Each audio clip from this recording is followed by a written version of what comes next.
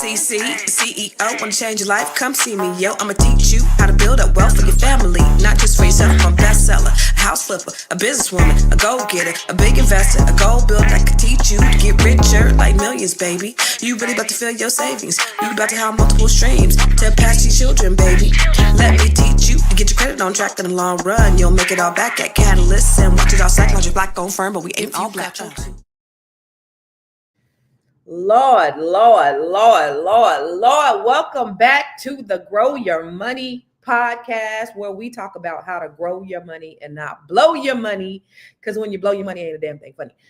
Listen, the other day on the Fly Nubian Money podcast, when the day of the inauguration, we said, is this doomsday or is it, I don't know, I forgot, it was doomsday or like it was a great day or whatever. And I don't know, y'all. According to what's going on, it doesn't seem like it's boding very well for a lot of people, not just Black people, not just Hispanic people, women, LGBT community, all of those marginalized communities. But I have a whole different opinion about that. But we're going to get into it because there's so much to unpack. I have a really special guest today that is so smart and so brilliant. And I really want to unpack this conversation. But you know, every time I come live, I want you to talk back to me and talk what? Black to me. Okay. So listen. I know that we have people that listen from all over the world. Yesterday, we had people from Zimbabwe and we had people from Europe. I know we have people in Chicago and New York and California. I'm in the DC area. So I need you to tell me where you are watching from, because I always like to talk back to you and you talk back to me. And I want to shout you out. Where are you watching from? Where are you watching from? Thank you, Terrell. Terrell said that was a fire intro. I appreciate that. That's when I was rapping a little bit. I had a little bit of bars. But I like to know where you guys are watching from, because I like to engage with people. The other thing is, with everything going on, y'all, it's so important that we practice collective economics. It's so important that we do business with one another. And I want to make sure that you are seen and that you have the opportunity to get your business out there. So put your business in the chat. I want to shout out the business owners. If you have a product or a service, I want to put you on the screen. And I also want you to do that so that you can engage with one another. So if you need a product or a service, you can engage with somebody in your community. This is the only way. I always talk about, if you ever listen to me, I always talk about the only way that we're going to be able to change our situations if we start working together like these other communities. The Asian communities are unscathed by what happens politically. Why? Because they practice collective economics. The Jewish community, less than 1% of the population, but over 50% of the wealth in America, they're unscathed by these policies, not only because they're white, but they practice collective economics. They go to their communities first before they leave and do business with anybody else. So if you have a startup like Akita, is it Akita or is it Akita? And thank you for joining me. I seen you yesterday, Akita or Akita. She has a startup in home care. I want to shout you out because I want you guys, and then also you have a startup in home care. Where can they find you? So put your website, put your URL up, or your Facebook or whatever, or where people can contact you and where you're located. That's also important. Are you online? Are you local? Where are you at? So Royal is from Compton. What's up, Royal? Capitol Heights in the house. I'm in the DMV. I'm from Cali, but I'm in the DMV right now. I see Carol from Fort Lauderdale. What's up, Vanessa from Westchester, Ohio? We have Lawan. What's up? Long time no see, from Donaldsville, Louisiana. And what's up, Hassan from Roxbury Royalty? Rochelle from Fort Myers. You guys are from all over. Oh, Roosevelt from North Dakota. What's happening, Roosevelt?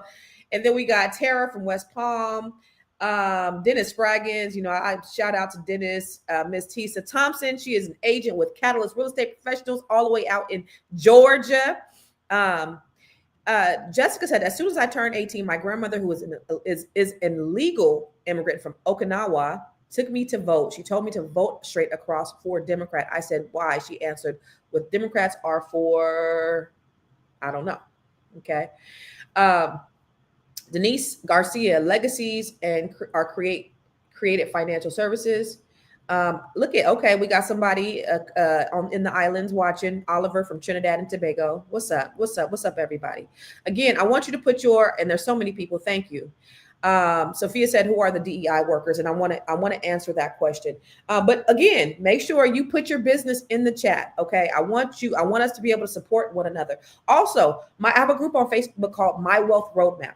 I want you to join that Facebook group, because that's another place where you can go and you can share your businesses, and we can come together and we can support one another. Because again, the only way that we are going to curb any of this is if we start working together. The only way that we're going to be unaffected. Y'all know during Black Wall Street, they had 600 businesses and they burned them and they bombed it down. They bombed it and they burned it down. And the federal government finally admits, 90 years later, that they had a hand in bombing it. Yesterday, if you were on here, I told you about all the cities, the affluent majority Black cities that were destroyed, that were affluent, Black people thriving, businesses, economies that were legally or illegally taken down. So every time we've tried to go 2 steps forward, we've been pushed 10 steps backwards. So the only way that we're going to be able to, because white America is not coming to save you. They're not. They're not thinking about you. They're thinking about their kids, their children, their communities. They're not thinking about you. So the only way you can be insulated is if you think about yourself, you start working together first. Okay.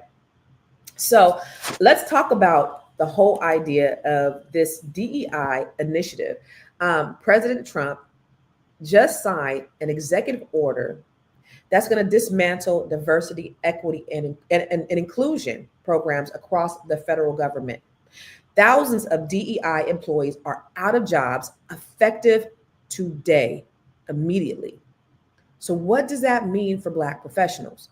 What does it mean for minorities? What does it mean for our fight for equality? We got to talk about it. Now, we always talk about, becoming Black-owned businesses and being business owners and having passive income. But for those, there are a lot of people who have jobs, who depend on these types of opportunities in order to work.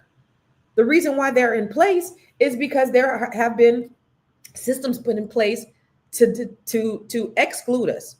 Look, I want to show you. So I want to show you this video that Donald Trump did when he first got elected, when he introduced the idea, and he talked about having reparations for white people. Furthermore, I will direct the Department of Justice to pursue federal civil rights cases against schools that continue to engage in racial discrimination and schools that persist in explicit, unlawful discrimination under the guise of equity will not only have their endowments taxed, but through budget reconciliation, I will advance a measure to have them fined up to the entire amount of their endowment. A portion of the seized funds will then be used as restitution for victims of these illegal and unjust policies that hurt our country so badly. Colleges have gotten hundreds of billions of dollars from hardworking taxpayers, and now we are going to get this anti-American insanity out of our institutions once and for all. We are going to have real education in America. Thank you. Mm-hmm. Y'all see, I had to fix my hair while we was doing that. So this is what he promised right after he was elected. Okay. So then he says, you know what? And this is, I don't respect him. I'm not even going to say I can respect about him. But what I will say is he does what he say he's going to do. Like him or love him or hate him or whatever. You'll have the Democrats campaigning on some stuff. And as soon as they get in the office, things change up. But Donald Trump did exactly what he said he was going to do. So yesterday, was it yesterday or the day before, he did a speech. This is what he said. I will also end the government policy of trying to socially engineer race and gender into every aspect of public and private life.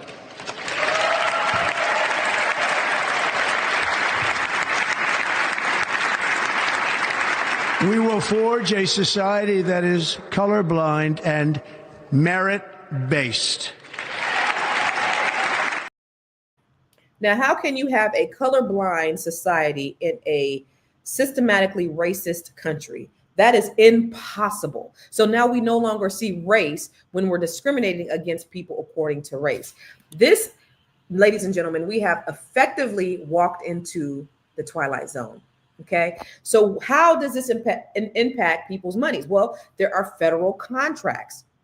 Many DEI initiatives encourage diversity in federal contracting. Without them, opportunities for Black-owned businesses to secure contracts will shrink significantly. Also, career advancement. So many DEI initiatives encourage diversity in federal, often push for diverse leadership in federal jobs. Without them, the glass ceiling gets thicker for Black professionals. And then generational wealth. See, a lot of people are able to build and pass generational wealth by virtue of them having opportunities. So systemic inequities don't just impact jobs, it affects our ability to build wealth. And let's look at why do we need diversity, equity, and inclusion? I'm gonna show you a little something.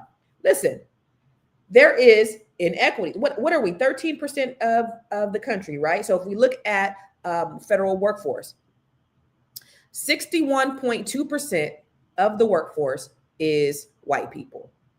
18.2% is African American or Black. 9.5% is Hispanic or Latino. Asians, 6.5%. Native Americans, 1.6%. So the white folks have a lion's share of government jobs that they do not want to share with African Americans or other minorities. And then if you look at the government contracts, now I'm in the DMV area. I have the fortunate opportunity to see a lot of Black people thriving because they were able to obtain these federal contracts with these minority designations. Because otherwise, we don't get a piece of the pie. If you look at federal contracts, look at this. White or Hispanic, let me take this banner off here so you can see it. Because I really need you to see this. White or Hispanic or white companies have 68% of the federal contracts. Hispanic or Latino have 19.1% of the federal contracts. Black or African Americans, only 6.1% of the federal, and they're trying to take that away. Asians, 1.5%, American Indian, 1%, and unknown, 3.9%. So we only have 6% of the contracts, and they're trying to take those opportunities away from us, you guys. So they don't even want to give us those y'all got 68% of the federal contracts, and we only got 6%. And you don't want to give us any more. You don't want to give us those opportunities. So what happens? I've talked to these federal contracting agencies, and what happens is they were already saying there's not enough African Americans who are going out for the contracts, and that's the reason why it was so low, and that's why they had initiatives to try to recruit more Black-owned businesses. And if they don't have Black-owned businesses, then they automatically give them to the white-owned businesses. And so now, with them not even having an obligation, a reporting obligation, they're not even going to look to giving Black-owned businesses opportunities.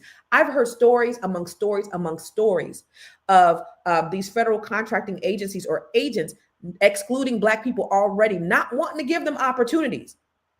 And the only reason why they had to is because they had to bend their arm to give them opportunities.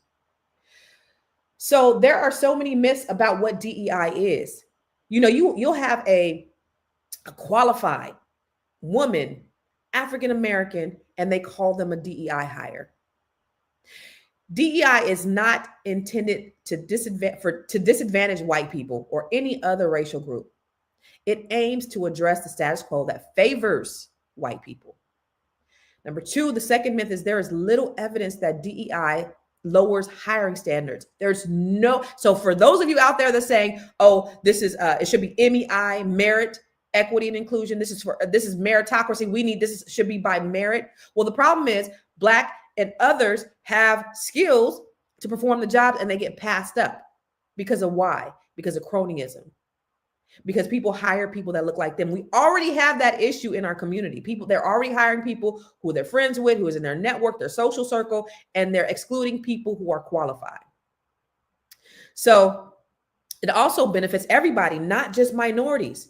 They can increase job satisfaction, create a more inclusive working environment, and less hostile work environment. When people love where they are, let me tell you something. My first job was at HP. Now, HP was not mandated to do no kind of DEI at all. HP built their business on having an employee-centric culture. They always promoted DEI. We always had DEI trainings, and the DEI trainings were just about understanding. It focused on understanding and appreciating the differences between races, ethnicities, genders. It aimed to bring equity, to ensure fair treatment. That's all we want is equity. We just want fair treatment. That's all. We don't want advancement. We don't want it. We're not trying to put unqualified people in positions. We just want equity. We just want inclusion where everybody feels valued, everybody feels respected, everybody feels empowered. It's there just to help people understand, like these trainings, to help people understand there are unconscious biases. When you go to the hospital, when you go to the doctor, there are unconscious biases. When you get pulled over by the police, there are probably conscious biases. In every facet of our lives, there are biases that are against us. We go out every day having to think about being Black. And now President Trump says that he wants to create a colorblind society when we're discriminated against based upon our color. What? So it just blows my mind, the level of ignorance. And it's blatant racism. It's not even ignorance. But you know what's also crazy is when you go back and you look at the people who voted Trump in. Listen, 39% were 47% were white women that voted blue. 59% of white men voted for Trump. 52% of white women voted for Trump. 20% of Black men voted for Trump. 7% of Black women voted for Trump. 54% of Latino men voted for Trump. Now your family's getting deported. And 37% of Latino women voted for Trump. But you know what the ironic part of it all is? The first person, all these white women that voted for Trump, one of the first people that he fired was a U.S. Coast Guard chief. She was the first female uniformed leader of an armed forces branch. She was fired from her position because of leadership deficiencies, operational failures, and an inability to advance the strategic objectives of the U.S. Coast Guard, which is her initiatives to promote diversity, equity, and inclusion. So for all you white women who voted against your own best interest, y'all was the first to be fired. It's crazy, right? But listen, it's so funny because this man, on the day of his inauguration, the first thing he did, or the last thing, I think it was like 1:00 in the morning, he put a little post up. And he said he was firing a bunch of people. Let me see. Where was it at? Where is it at?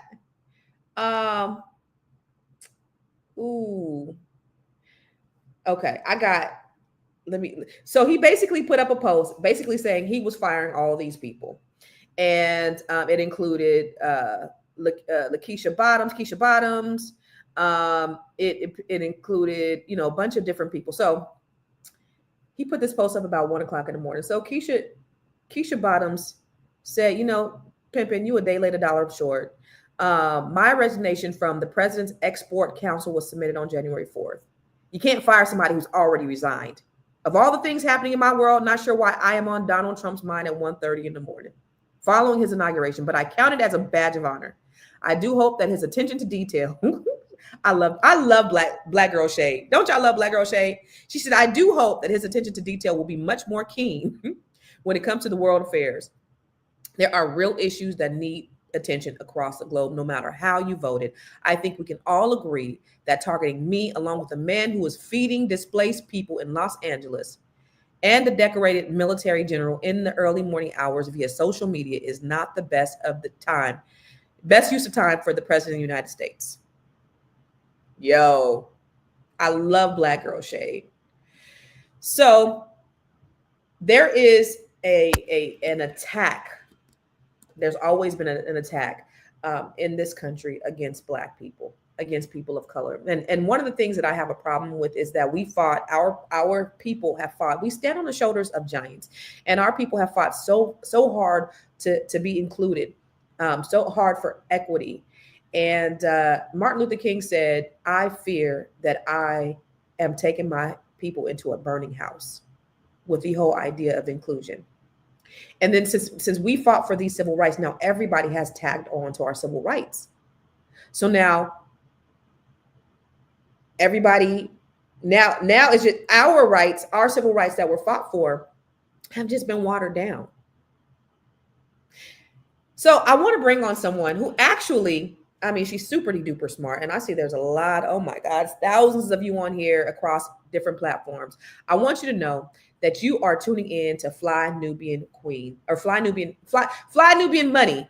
Okay. So I want you to make sure that you follow Fly Nubian Money on the Fly Nubian Queen Network, where we come live every day at 1:00 Eastern, and we talk about things that matter. And I'm on there. I'll be on there hosting today at 1:00 Eastern. Also, every time I come live, I want you to get notified. I'm coming live. Me and Dr. Boyce Watkins, we got an agreement that I'm going to come and talk back to you and talk Black to you every day of the weekday at 11 a.m. Eastern. And so if you want to get notified when I come and talk live, because I got so many great people lined up to talk to you within the next couple of months, is going to blow your mind. And you do not want to miss any of these brilliant people that I'm going to have on this show to bring information to you to really enhance our lives, because wealth is not just about money, y'all. It's a holistic experience. So I need you to continue to watch. I see a lot of people on here. Also, though, share this out as you're watching, because this is a lot of good information. And in order for us to get the visibility in the algorithm, it's important that you share, that you send us likes, that you send us thumbs ups, and that you send us hearts and all of those things. This keeps us relevant so that you hear more content like this. Okay. So make sure you share, make sure you tell people, look, yo, Constance Carter is getting the information for us to be able to really grow our wealth, and you should listen to her. So make sure you share this out to your people. Also, make sure you follow me at I Am Constance Carter. Okay. And I see there's so many comments, and we're going to get to the comments, because, you know, I like for you to talk back to me and talk Black to me. Now, listen, I'm going to bring on somebody very, very, very smart. This is Hannah Jones. She is a social impact strategist, advocacy and policy expert, and she's an organizer. She leads national advocacy, policy, and engagement campaigns focused on gun violence prevention, community and economic change, criminal justice reform, civic engagement, social change. Her work includes designing large-scale advocacy, engagement, and policy strategies that mobilize communities, influences legislation, and drives culture change. This is the brilliant, the beautiful Hannah Naomi Jones. What's happening, lady? And she also happens to be my cousin. Happens to be my right cousins. Thank you so much, Constance, for having me. What's up? Oh my God, Hannah. So, I mean, you see what's going on, and you actually work in the political arena. So let me just give you a little bit of background. So Hannah happens to be my cousin, and I was trying to figure out the other day, how do we meet? Because I feel like I met her on ancestry.com.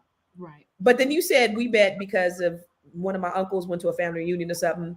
Yeah. So yeah, but we're cousins, and Hannah is so smart, and she has like been able to go back. She's also a genealogist. So she's been able to find out a lot of stuff about our family, which is really, our great grandmothers were sisters. Yes, our great grandmothers were sisters. So she's in the Washington, D.C. area. And it's so funny because we're both from California. I just met you 5 years ago. That's right. And she moved to the Washington, D.C. area. And then I moved to the Washington, D.C. area. And so now we're in the same vicinity. She's actually here. Yes. So Hannah, I just want to know a little bit about your background. I know you're super smart. I know, historically, because you're girl. I mean, your knowledge is so extensive just on Black issues alone. But what's your history? How did you get into, social justice and advocacy? Right.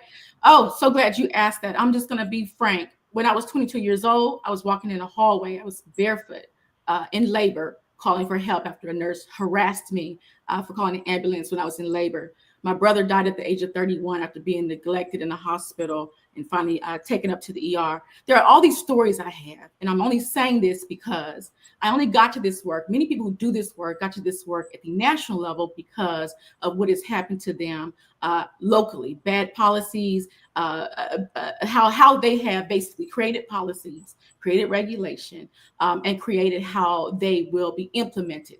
And what has happened is I decided to turn that around and work my way up to see how did this happen? How did we get here? Because it's not just my experiences, as some of the data you just gave, is multiple experiences. One of the things we do not name is that a lot of the things Black people go through could be almost deemed a public health crisis. A lot of them are. Gun violence is, obviously, a lot of the health disparities are, which means it's widespread. It's not an individual incident. So basically, I got here because what has impacted me institutionally, socially, societally, and personally has really impacted myself, my children, and our legacy in our entire community. So I decided to raise my voice. Advocacy is all about finding voice, but I lead from my narrative. If we tell more stories, people can't take that from us. So that's why I consider myself a storyteller. And I notice people cannot get in certain rooms I'm in. So I bring my brother's story with me, my mother's story. My father was born on Skid Row in 1930 in the Great Depression, picking pockets at 5 years old in 1935. I take these stories with us, and I'm going to keep doing it until we don't have to do it anymore. So that's how I got into this work. I'm leading through my narrative, wanting to change what has happened to us, what is happening now, and making sure we have a better future. Wow. So for you, what challenges did you face as a woman of color, a Black woman, in policy and advocacy and organizing? And how were you able to just like push through and overcome them? Wealth, money, what you're talking about today. I did all of this as a volunteer for many years. That means I worked 40 hours, 2 or 3 jobs sometimes. I was working in higher education. If you know, if California, the public higher education system is the largest in the world, CSU, UC, CCC system, but yet we are extremely underpaid. But it was the Black church, the AME church, that was doing this work at a local level, which is why it's so important to get involved. And once I got to a national level, we realized that there are large organizations, white kind of led spaces that have a plethora of dollars to pay people to do this work. And so in order to specifically put in my goals and what I'm going to achieve as a job, some of the Black-led organizations, the organizations that specifically focus on marginalized communities, do not have the dollars. So that's the first thing I noticed was I could focus on those most impacted and closest to the harm, just a sliver of the time at white-led organizations with the salaries I deserve, right? Or I can focus on these populations most of the time and be underpaid. So pay is the biggest part, is the biggest barrier I face. The second is education. Although I am in a law school program now, being even invited in the room because people do not feel that your voice does not matter is a challenge that I face. However, this last administration, I did my thank you to President Biden and Vice President Kamala Harris. I have been to the White House so much in these last 4 years because they said we're going to bring credible messengers in the door. So unfortunately, with this rollback of DEI, this attack on DEI, we're going to see more and more erasure of the credible voices as well, because the barriers that credible voices have faced to be fully formally educated. I remind you, DMV, you are blessed. The rest of the country does not look like you. The rest of the country does not make the same money as you, or homeownership does not exist the same way that exists now in the DMV, which is why we're here. It's serve it. We want an environment that cultivates us. Right. So with like initiatives like DEI that are under attack, especially with what Trump just did, what do you see as our biggest challenge for our community in this new political landscape? What's the biggest challenge? So I want to remind folks, I know the news is reporting on the executive orders day one. They are horrific. Reading them it's really scary. You've read the executive orders. I've read them. I don't know them by heart, but I wanted to unpack them. I wanted to understand them. I wanted to understand who was impacted. What does this mean? Is it broad? Will it be interpreted internally, right? But yet the news nationally and locally is reporting on this. We must remember when federal executive orders or legislation or Supreme Court decisions are made, it is at the federal level. But what it does, it sets the ceiling for the rest of the nation. It makes the nation rethink. Maybe we should follow suit. Maybe we should rethink our DEI programs, which is why you see some organizations coming out, corporations saying we're going to get rid of it, some saying we're going to keep it, right? And so what's dangerous for our folks is, one, this provokes fear. It sends a message that some of the jobs we have, not just the DEI, the title, but some of the jobs that we have, when they're saying we're a DEI hire. I remember standing next to a white woman who had the same position as me. And she would talk about her mother who brought her house and her husband and her 2 kids and all the family that took them to daycare. And I was a single mother with 2 children. And I remember standing there, finally getting to a higher education position as administrator and feeling beat up and tired at 28 years old, which means the journey she took and the journey I took were totally different. I was qualified, could run circles around her. And DEI exists so that I could come in, because we cannot legislate out hate.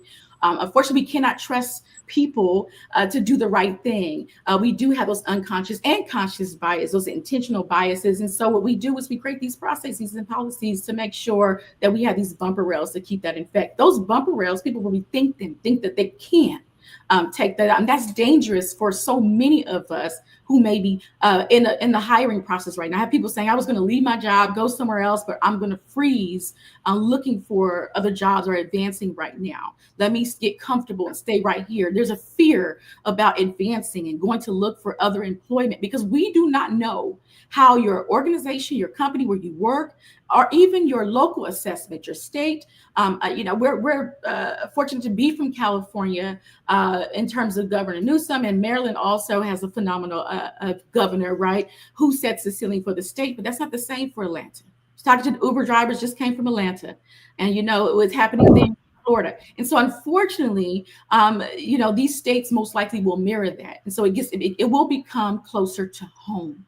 And that's going to be a challenge for us and that's our bread and butter, right? How many of us actually make 6 figures in our entire family, or just your dynamic? Some of us are the first, which means that we don't get to enjoy our dollars. I have to take care of my mother, some of my siblings, so we don't get to enjoy our wealth. We have to make up for all the barriers and all the side effects of working 10 times harder, right? And then the family members. And so this is going to impact us. This will impact us, but I have some solutions when you guys are ready for them. All right. So it's a lot of people on here today, and they have a lot of comments. And Deshaun said he's only finishing what Biden and Kamala started. They replaced Black people with migrants, gave them everything and not one complaint. Now we talking about Trump. Just stop. They all in it together. That's what they seem to be thinking. That's what somebody said. That's what Deshaun Brinson said. Mm-hmm. Jessica Green said, and that Republican tail away from people that they are racist. As African-American Blasians, I have lived in struggle, poverty, all under Democratic leader. I see the destruction in 4 or 5 years. Okay. So I love to have, opposed, because I don't want this to all be about us all to be on the same page in our thoughts and our opinions on how this affects us, but it affects all of us. And the idea that that they believe diversity, equity, and inclusion, just what the name says, that I want to have a diverse group of people. I want them to have fair opportunities, and I want to be inclusive of them, somehow means that it's taken away from someone else when they have 68% of the jobs, 68% of the government contracts, but giving other people opportunities to do the work, because they still have to have reporting mechanisms. They still have to they still have to what do you call that when you they have the scorecard that they have they have to do quality work. And if they don't do quality work, then they're not going to continue to get the contracts. So the idea of them saying that this somehow takes away from them, or we're giving unqualified people opportunities, is totally incorrect. So how can people in their communities effectively advocate for policies that promote this, because just like you said, now it's coming from here. Now we're going to start to see it spread. Just like when, as soon as Trump was elected, we saw, Meta kissing the ring. We saw Walmart. We saw everybody rolling back their DEI initiatives. So we're going to start seeing that in different places. We're going to start to see more organizations. I give a shout out to Costco, who went against their shareholders and said, no, we're going to continue. Right. What? I said, they said, I think not. The statement was bold, and it was mess talking a little bit too. I loved it. Right. But fuck what you say. But we're going to continue to offer this to our people. We want to continue to create an inclusive environment. We want to continue to have people, we want to give equity to everybody. That's right. But you see other people say, and the only reason why they did it was a vanity project. It was after George Floyd and everybody. Hopefully Black folks took advantage of these opportunities, because we knew it was in vain. We knew that they didn't really care. That's one thing that we have to, just to acknowledge some of those comments. So when I give Biden Harris, props for allowing me to come to the White House and speak, and even working with some of these legislators, that doesn't mean they have a perfect track record. That's part of the reason why we were so divided in the election. Although 92% of Black women showed up, people were torn from the Gaza issue, from what we were seeing with babies dying, right? And so I just want to be clear about that. We've had two major parties our whole existence in this country since the country was built in the Constitution and all those things were created. And we always get a sliver because they are to be over the entire country, and they will not acknowledge that this group of people, just like the Japanese folks and Native Americans, require this amount of support, restitution, rehabilitation, reparation, accountability, acknowledgement. We have not gotten that as a people. And so, of course, we get this little bit, right? This little inch, and we do what we can. And we have to remember at the federal level, the money and the dollars, even with gun violence prevention, all this stuff was passed. But if your state, your governor doesn't care about ERPO, extreme risk laws, and ghost guns, and how guns are getting into the community, you're going to have a hard time. See Atlanta. See what happened when they just let anybody go and buy a gun, right? So states are also responsible for this. This is going to continue. How long are we going to have 3 and 4 major Black organizations that, let me be clear, they do the work, but we have to do something different. We have not had a unified voice, political strategy, policy and issue strategy as a people. That said, I remember the sanitation workers and the advocacy and the work that was being done by Dr. King. To me, that was the last time the whole nation rallied behind a movement. I did see it in the election, but even then, I think the results say, I know there's a lot of other reasons why, I ain't gonna go into why I think the election also, we're not taking into account of technology and data science and algorithms and all this other stuff, which we should. With that being said, but we have to do, like you said, no one is coming to save us. The government, these positions, these folks are there for us to walk alongside us, but it is unfortunately our responsibility. This has been this way for how long? The 13th Amendment, 14th Amendment, 15th Amendment. We get an inch and then something happens. They removed, you mentioned I mentioned failed Reconstruction. I was going to say this is the worst rollback since Reconstruction. And let me be clear. I know you said let's keep it brief, but let me be clear. 13th, 14th, 15th Amendment passes. Ulysses Grant becomes president. He runs again, and they accused him of trying to steal the election because of Reconstruction. And so, to be fair, they lift the troops out of the South, and it was an open spree, a shooting spree, a killing spree, a lynching spree on Black people. There were 40 million slaves. Let's just put it down the middle, half men. Men could vote. We saw more Black folks go into become senators in this period. And then once Reconstruction failed and they put out the troops, we were killed in greater numbers than any other. I mean, it was awful. And this is what this DEI rollback could look like, because there are no rules. It's kind of broad if you read it, which means go out, follow suit. This is the ceiling. And so what are we going to do as a people? We're in a different position than 1868. It's 2025. We have built political power. We have built people power. There is no reason why we have not come together and created our own strategies, plans, and implementations of how to take action and not wait for no one. Exactly, Hannah. That's the thing, is we need to take matters into our own hands. And again, I'm gonna tell y'all, Black people, nobody's coming to save you. Nobody's coming to The save you. Democrats weren't coming to save you. Even though the Democrats had policies in place to help with opportunities, they weren't coming to save you. Right. Republicans hate your guts. So for all of you on here that are saying go Trump and this is great, and I never benefited from DEI or anything like that, you probably have. And remember all the other programs. Okay. Yeah. Forget the word DEI. We're talking about Head Start. We're talking about how some of the dollars and fixed incomes that our families get. So some of the work I'm doing is trying to get churches to understand you can create your own. I've created after school programs. My children were never in Head Start again. Literacy programs, reading programs. The Black Karate Federation came and did the sports part. We created our own ecosystem.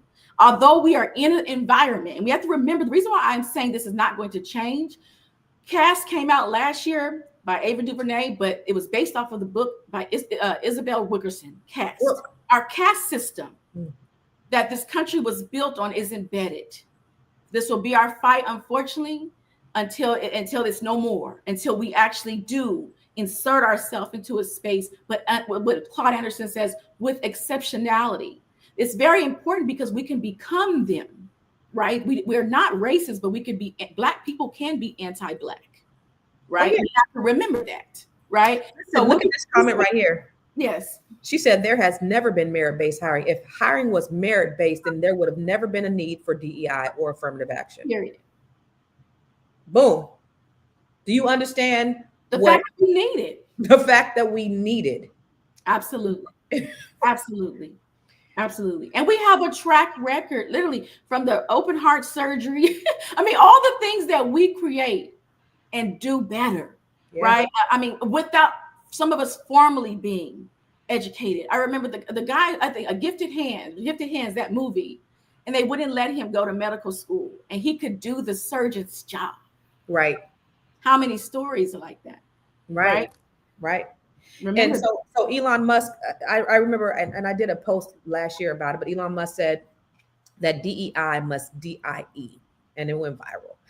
And he basically said, he wanted to get rid of. So this is the billions of dollars that he paid to rig this campaign. He got his agenda for DEI to DIE.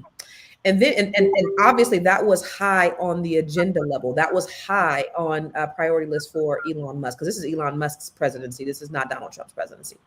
And then he said, he talked about IQ tests and the fact that they let Black pilots fly planes, and he wouldn't want to be in an airplane with a DEI pilot, because he said Black people don't have high IQs like white people. And my thing was, you need to worry about these 900,000 autopilots that didn't crash with your raggedy ass Teslas. That, oh, by the way, I have one of them motherfuckers in my garage right now that I'll never get another one, and never for the rest of my life. But you have people that think like this. This man is not even American, wasn't born in America, but yet he is over the Department of Government Oversight. It's an efficiency, the Doge, like the Doge coin. He is over this. And the idea to have somebody who's not even American. And then, so let me ask you this. I know that politicians have run this country, and changes are made, if there are, very, very, very slowly. You see how the Democrats went out. They tried to have their decorum. They didn't want to step on anybody's toes. But that's the problem, is they're a bunch of pussies. Then you see Donald Trump coming in here like a bull in a china cabinet and doing whatever the he wanted to do. And the idea of him doing that, because he's not a career politician, him doing whatever the hell he wanted to do. And I think that's what is part of the attraction that some of these crazies have.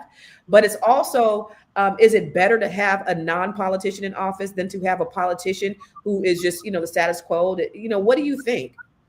So I do want to honor and make sure we understand the importance of holding democracy and political process. One of the things that we need is a viable third-party candidate. But that third-party candidate can't even make it out of make it to the primaries. We have to focus on civic engagement and education all year round. Yes. So I was on the campaign trail in Michigan, in swing states in North Carolina. We went to Atlanta and even Philadelphia. I worked with two powerful organizations to focus on infrequent voters and those on the margins. And the amount of misinformation, disinformation, and lack of education about registering to vote, about voting, about voting beneath, up and down the ballot, thinking this is the presidency, it blew my mind. Mm-hmm. And I'm saying this because upholding democracy and the political process is a part of that. I know you got people saying our vote does not matter. Well, that's partly because we feel like we got these two political parties that aren't doing anything for us. I do believe we need a third-party candidate. I do believe we need to understand how to vote that third-party candidate in from the bottom all the way to the top. And I do believe we're going to have to focus on civic engagement and education all year round to understand. I mean, I'm talking about civics. Forget even voting at this point. Civics. I'm talking about government 101. We don't even know. We don't remember how the bill is even being made. The subcommittees have been announced like a few days ago. Does anybody know what subcommittees exist? What do they do? Does anybody know that, right? And how important that is to build the pieces of legislation. And guess what? That's not just at the federal level. There are subcommittees and appointment positions within the state levels, right? And so we don't even know those subcommittees exist. The ones on environmental. Are those for regular people or are those for politicians? For the federal level, most of them are for politicians. Right. And then there's subcommittees as well. For example, someone reached out to me and said the California Public Utilities Commission, is getting ready to pass something to lift pretty much support for those who are seniors and have medical equipment. That would impact my mother. My daughter has medical equipment, right? She has a condition where she needs treatments. And I created an advocacy campaign to help get the word out to pressure them not to vote on that matter. We don't understand. Things are being passed and decided on right under our nose, right in front of us. We need civic engagement. We need civics 101. We need to educate. We need to empower, and not just from here's the formal training. Educational. How does this impact me? How does this give me power? How does this change my situation? And we don't draw that connection, which is why we're probably don't have an interest in politics. So Vaughn said, what has DEI really done for us? That's a great question. What DEI, just before any jobs or anything, let me be clear. DEI, before it's sad because I feel like it's become this trend. Even before Trump got in office, we abused DEI by over-educating, having these trainings, and people became experts that really weren't experts. Let's be clear. And we kind of got numb to the idea. It was kind of polarized. But before that, DEI represented so much. It represented acknowledgement. This happened to you. Inequality existed. This acknowledged that. And then it was perpetuated by inequity, creating these gaps. And as Dr. Rashawn Ray says, you can't even get to inequity until the playing field is even. The scales are even balanced. And so just the acknowledgement to try to get there, that's why it actually existed. And remember, this is not just about race. We got disability, we got gender. So how can these white women vote? As you said, the woman that was fired, wow. Right. And so DEI exists to say these gaps exist, to say the playing field has never been equal. And we're going to try to close the gaps through diversity. We're going to acknowledge all the differences. We're going to acknowledge the gaps that exist for these various groups, right, because of what happened. Racist policies and institutional racism. And we're going to also be inclusive of who you are and your culture. Whether we have bias, unconscious bias, we like it or not, these are the rules. DEI sets the stage to ensure that we are seen and heard. It's very important. Let me tell you something. Someone coming from California, my children were the only Black kids in their class. I worked at, like I said, the public education system in California. There's only like 2 or 3 Black folks here and there sprinkled around. And I'm not a DEI hire, but to know that I remember it was kind of corny when they celebrated. I think they did something for Black History Month. It was that was some of those things are corny, but to know that they acknowledged the history. They didn't point me out to, because some of it's being done wrong. Some of the stuff that's happening with DEI at the local level is awful.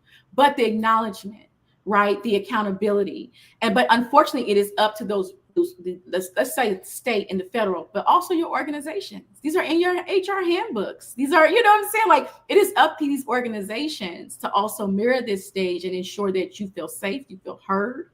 It's just morally the right thing to do, Hannah. It's the right thing to do. Period. I got a 24% pay increase because I was that underpaid. Let me tell you that. I was underpaid after they did a third-party DEI assessment. What does DEI do? This is my personal narrative.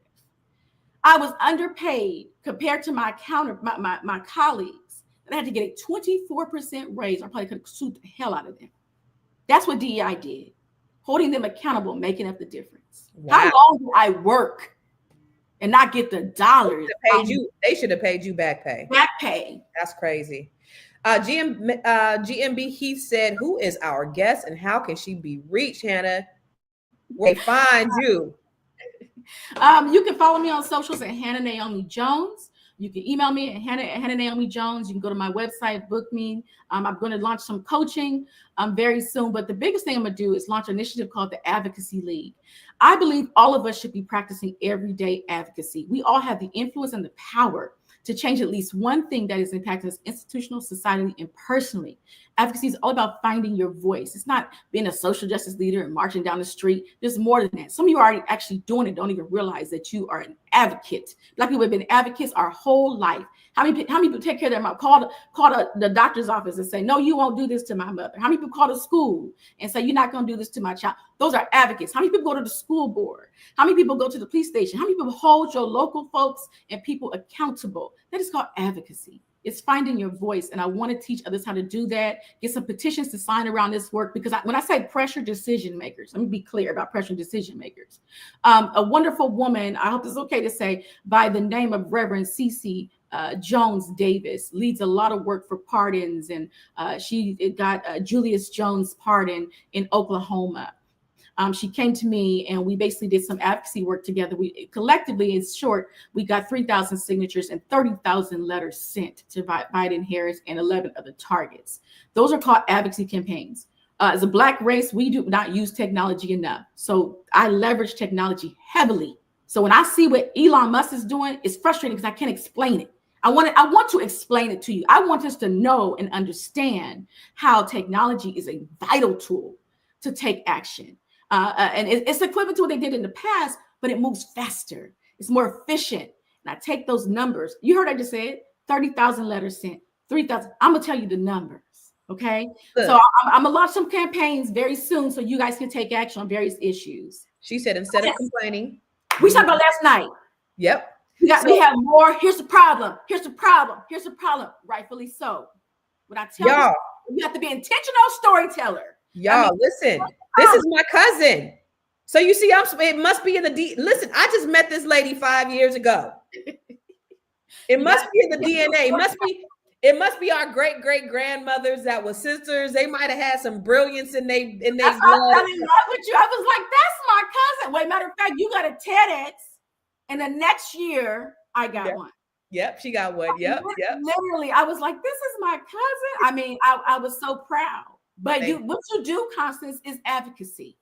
Yeah. Right. I was actually going to ask you to be the chief financial kind of advocate on the board, because I was like, she's the voice, right? Right. So when we lead an initiative on this work and get signatures, your voice will lead that. It doesn't matter. But everybody here, everybody watching can also be involved. Yes. Everybody. So that's what I want you guys to understand. She's creating something and this is what this whole thing is about. But I wanted to get there. I do want to get there, but this is what this is all about, is not only you understanding what this means, but how do you get involved to make these changes? And Hannah is saying, look, I'm doing stuff already with the White House, with the powers that be, and now I'm going to create something so that you can get involved as well. So, and there's other orgs that do it too, and I'll name some of those organizations that I work with that are changing the game as well when you're ready.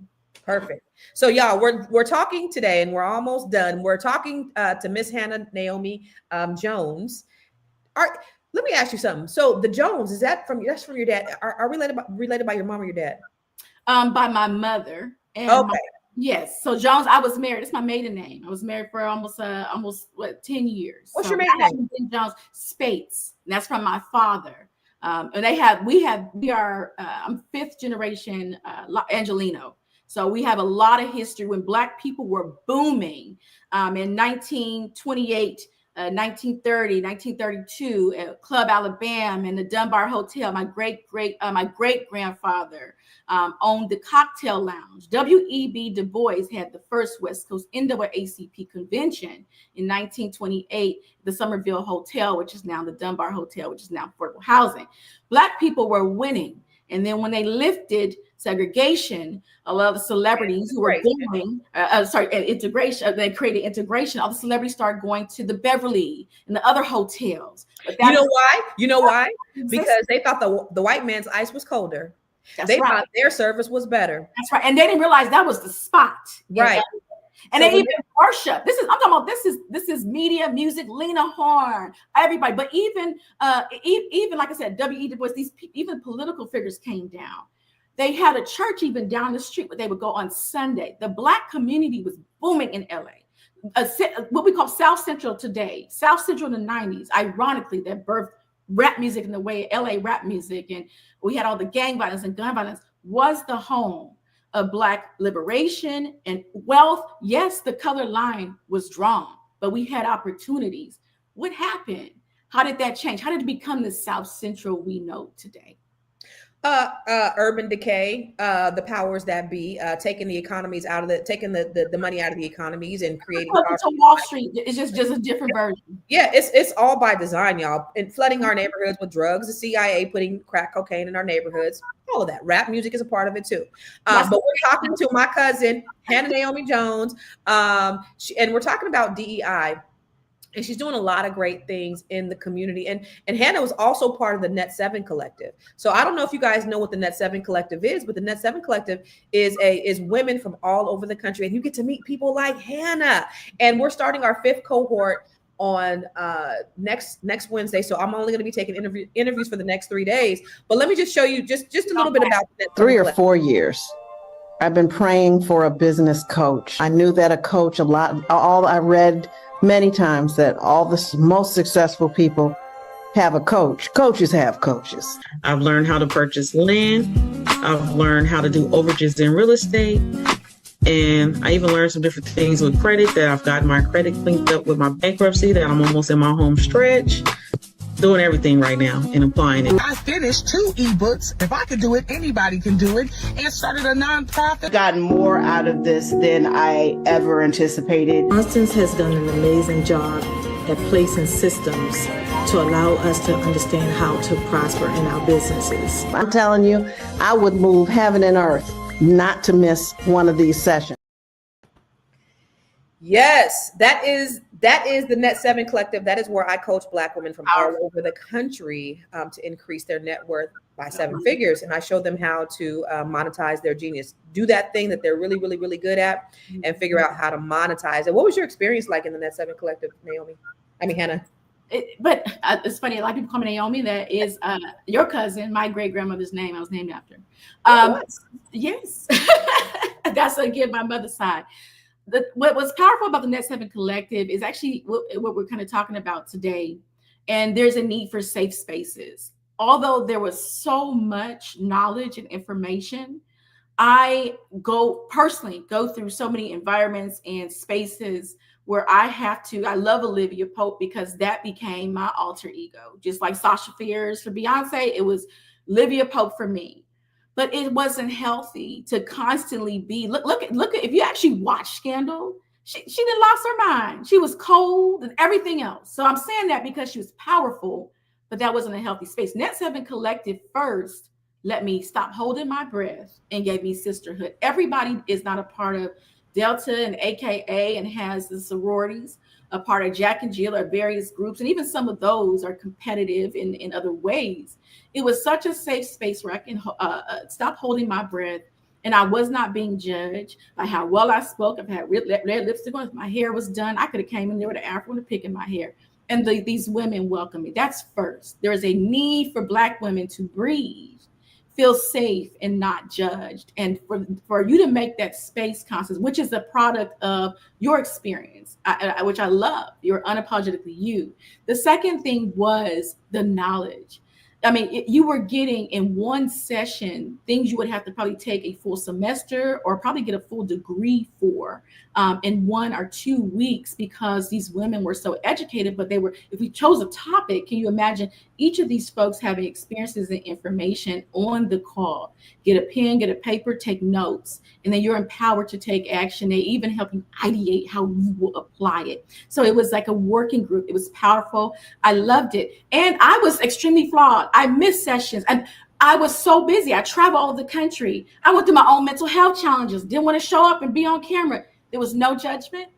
Constance put me in the cohort. She said I graduated. I loved it, because the pressure to stay and be perfect all the time is everywhere. And Net 7 didn't provide that, but it held me accountable as well.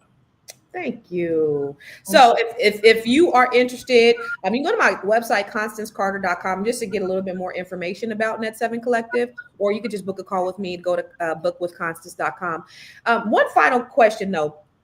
So the idea that Donald Trump has dismantled, with the stroke of a pen, DEI, and at the same time, though, he pardoned over 1,200, almost 1,500 people for treasonous acts in the White House, which is crazy, right? So here's some of the things that they've done. They've assaulting, resisting, or impeding officers, entering or remaining in restricted federal building or grounds, obstructing of an official proceeding, conspiracy charges. Approximately 57 individuals face conspiracy, destruction, and theft of government property. Yeah. So all of these, they were convicted of these heinous, treasonous crimes. Donald Trump said he did not incite a riot, but yet he pardoned the people who rioted. But yet he's dismantled. What does it say? Contradiction. It's a contradiction. I'm not going to stay too long on what does it say, because I think we all know that he incited the riot. I think we all know what it says. But we're going to have to, one thing the Republicans did do, or just even this white supremacy group, let's just call that. One thing they are clear on their messaging. Like you said, wrong or right, they do what they say, but they're clear on their messaging. They're not and that means the information that goes out, the message they send is very clear, and it does not change.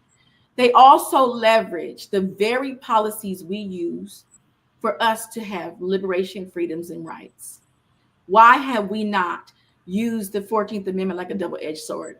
Why have we not? They literally, what we're going to see next are white people getting civil rights through the Department of Justice. Prepare yourself. And we ain't even got all of our civil rights, in my opinion, right? So prepare yourself. That's because they're using policy, right? Because some of these policies are a double-edged sword, and we're not using them to our advantage. So he used that double-edged sword to his advantage. I'm not going to stay there. What is this? We know the message is sent. Again, I want to talk about action. If we don't get ourselves together, leverage policy like a double-edged sword. If it's good for the goose, it's good for the gander. Why are we not using it the same? Unfortunately, what it does do, you'll create a back and forth. But I'm not going to sit there and take it. When are we not going to sit here and take it? How come we don't leverage the same policies and rules the same way? Also, I said, listen, pardon everyone. When you listed those offenses, okay, I hope ACLU is suing right now about the immigration piece for birthers. Okay, look how immediately they're suing. So if we took action, now let me talk about lawsuits with major advocacy organizations. There are legal teams. Remember, I talked about white wealth in large advocacy organizations, and I didn't get paid the way I wanted unless I wanted to be in a white organization. Well, there are legal teams with these organizations. These are not enemies. We could partner with these folks. There are legal teams for gun violence. There are legal teams, meaning we could sue and say, we're going to get all these folks released off of the same grounds. We study case law in this country. We are built, our justice system is based on case laws. That means we use cases. The 14th Amendment was used. Slaughterhouse cases was used. All these cases were used from 1800. They used it with what is it? The Fearless Fund. Previous cases, right? When are we going to do that in the same way? We know what it says. We know what it does, but it's actually brilliant, unethical. Unfortunately, their intentions were horrible. But how come we don't use the same strategy that can actually liberate a lot of us? But Hannah, they played the long game, because we know that Project 2025 has been in the mix since the 1980s. Since the 80s. They have been playing the long game. Let me leave you with these about that long game. There are 5 institutions that uphold white supremacy, and I think I came on your show before and talked about this: education, healthcare, our justice system, our money, right? And even the arts, right? So misrepresentation. The media and the arts are huge. There's the big 6, the 6 companies that have been controlling the media, and now they partner with social media organizations as well. These Project 2025 and before that, they work. Heritage and think tanks, Heritage Foundation. Where are our think tanks? Right? Where's our control of the media? We have enough between churches. Let's be clear. Let's separate churches and Black church. Black churches have had political power, which is why Malcolm X, everybody spoke at the church. Let's not act like that's not true. Some Black churches, Black institutions, or institutions with Black leaders. So you got scholars and researchers. Then you have the wealthy folks, right? Then you have tech. We have pods, where we are leading and have influenced all these industries. Then you got our large national Black agencies, NAACP, Urban League. We have enough power to use some of the same strategy. Now, here's the sad part. We will not see immediate relief. Their long game is happening now. What they've been planning, slowly it's been happening, but it's really taking place now. That means we're going to have to buckle down and say, what is our long-range plan? How do we put a Band-Aid over the bleed for now and build a long-range strategy? But if they've been working on this for the last 40 years, what hope does that give us that we're going to be able to overcome this? We have to remember that people make policies, don't run people. People run or make policies. I'm saying this because I just mentioned before, political power, people power, and financial power. This really is our job to get ourselves together, meaning it's the people. We have strategists, we have brilliant people. That's why I'm just naming all these groups. What is it going to take for us to come together? We have everything we need. So no one's coming to save us. We said that. But do you believe we have everything we need? If God gave you, we're building a bench, and he gave you the seat, and he gave me the back, and he gave her the screws. But we got an attitude when I run across Constance, and I'm never going to get the back to my bench, and I'm never going to get the screws. Too emotionally caught up in our own needs and problems that we miss the blessing to connect and build the plan and the solution. We have everything we need. We're going to have to suspend our own. We have to become more emotionally intelligent. We're going to have to get ourselves together, put our differences aside, and come together because we all have the pieces to the puzzle. Is it realistic? This is why Grassroots is so important. The organization I was going to mention, Live Free USA, Black Church Action Fund, a Freedom Fund, Black Church PAC, Cities United. These are organizations that do the work. Grassroots is where it starts. You start like little fires, right? So again, everyday advocacy. What can you do if you go to church? Jack and Jill, you got these organizations. Do an advocacy day. Do a civic day. Partner, then you reach across. If there's an NAACP in this city, there's one in the next city. We're going to do a whole statewide piece. We're going to have to do grassroots work until we build a larger movement building, mobilization, organizing. Stop thinking in terms of what's his name, George Floyd and Black Lives Matter. Those things are real. There are leaders, but don't think that you don't belong doing the same type of work. We've separated the activist and the everyday person. The activist is you. That is us. Yeah. You have to stop separating those roles. Right. Have you ever heard Tamika Mallory speak? I said, she's young. And I speak like my mom did this work. Yeah. Her parents did this work. She was raised in it. She experienced it. And so she became who she is. Right. So who she is today. So we all have the power. And I do believe grassroots organizing and coming together and advocacy and mobilization is going to be the answer. Also, do what you can control, your local assessment. When COVID happened, we had the national assessment. Oh, they're saying this, but you have to do a local assessment. Your numbers were different locally, which means your design should be unique to your local assessment. Don't walk in fear from the federal mandate. Know it, say noted, got it, clear. But say, who's my governor? How's that governor going to do it? Who's my mayor? Where are we on these school council boards? Part of the plan is not just DEI. Don't get distracted. There are racist people sitting on your children's school board right now. The everyday thing that affects you are your children's school, your banks. Banks by law have to give certain amount of dollars to the communities their branches are in. They're controlled by the Comptroller of Currency, the FDIC, the regulations agencies. Where's that money going? They go to projects for our community. We're not tapping into the local stuff that we can take action on. Start small. Go to your website today. If you have children, see how you can the school board. That's what I would say. That's one thing I would say right away. Call your NAACP. Some of them are not doing that great. Just see what they're doing. The local ones are, but the national ones are. The national ones are. There's work to be done all over, and you don't have to do it alone. I'm telling churches, you're not the expert, but you represent the voice of your congregation. So reach out to the schools to do, what did I say? I made the schools come to the church and do on-site admissions. You want Black people? Come to my church. You got to get with the church. Local partnerships, local assessments. Join your local school boards. Be involved locally and take action. That's what you can do right now today. And don't walk in fear. Again, note it. Educate yourself and keep it pushing. Somebody said, "Who does DEI benefit outside of white people?" And let me just show you a statistic. 63% of Americans say DEI helps workers with disabilities. 58% says it helps Black workers. 55% says it helps Hispanic workers. 54% says it helps LGBTQ.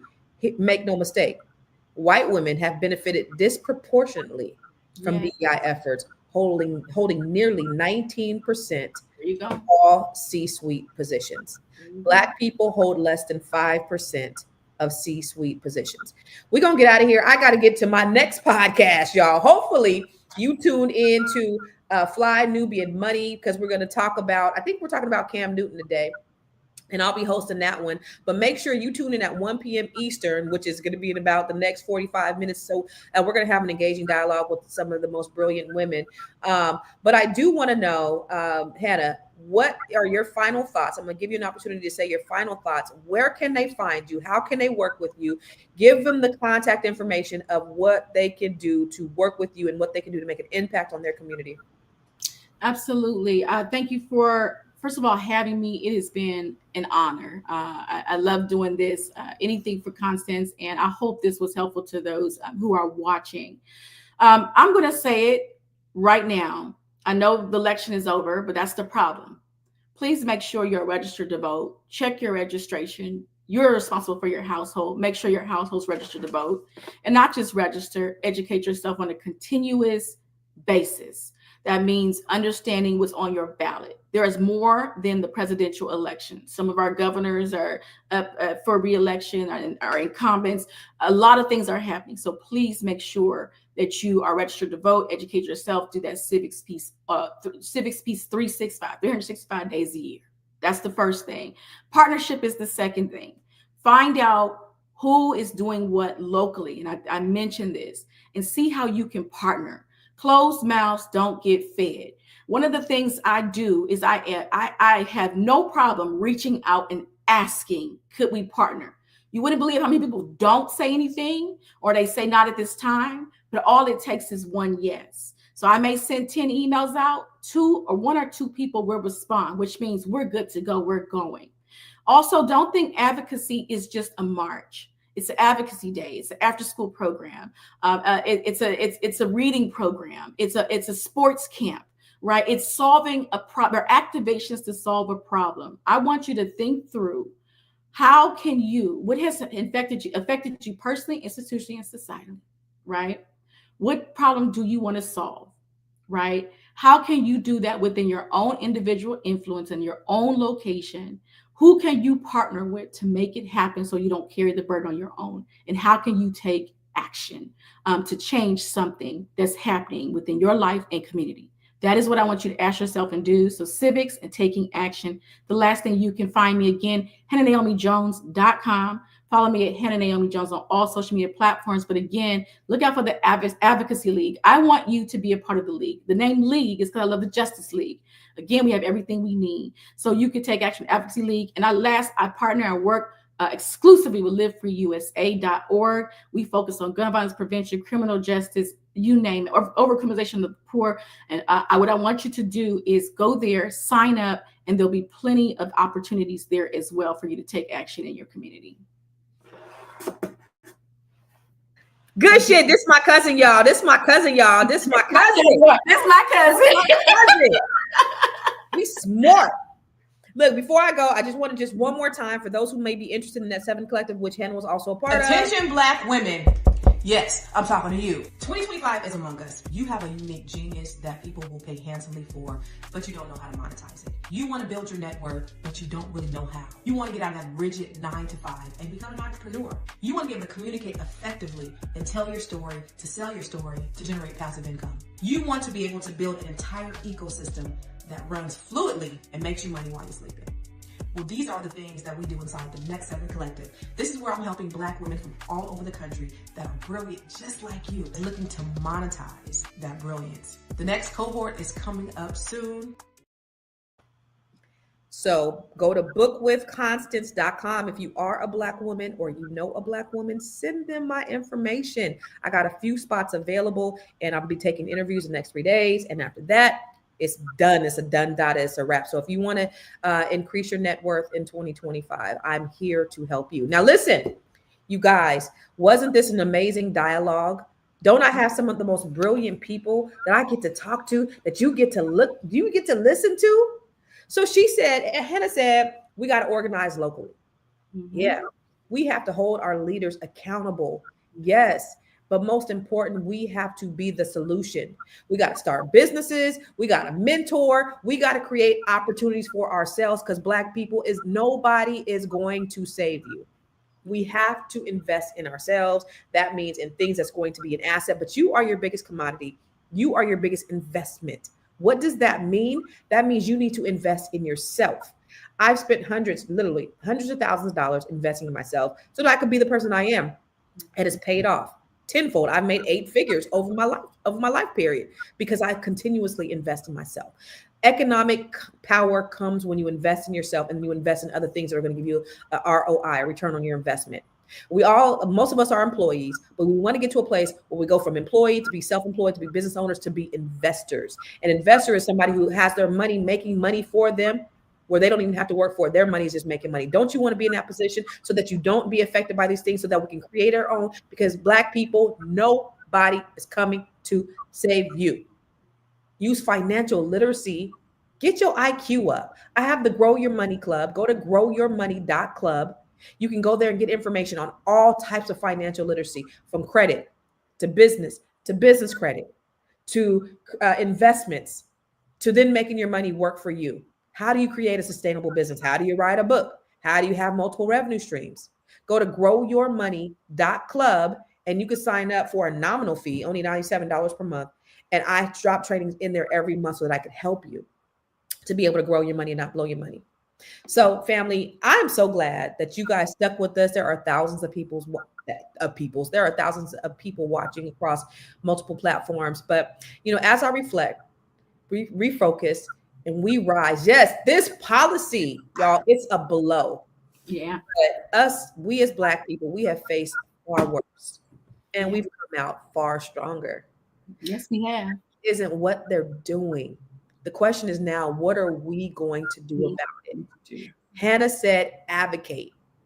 Our money, our legacy, and our power is in our hands, because guess what? Nobody is coming to save you. So thank you so much for tuning into this critical episode of the Grow Your Money podcast. Thank you to my cousin, Hannah Naomi Jones. Thank you, cousin. Where you can follow her everywhere at Hannah Naomi Jones. She's on Instagram. She's on Facebook. She's on the Facebook.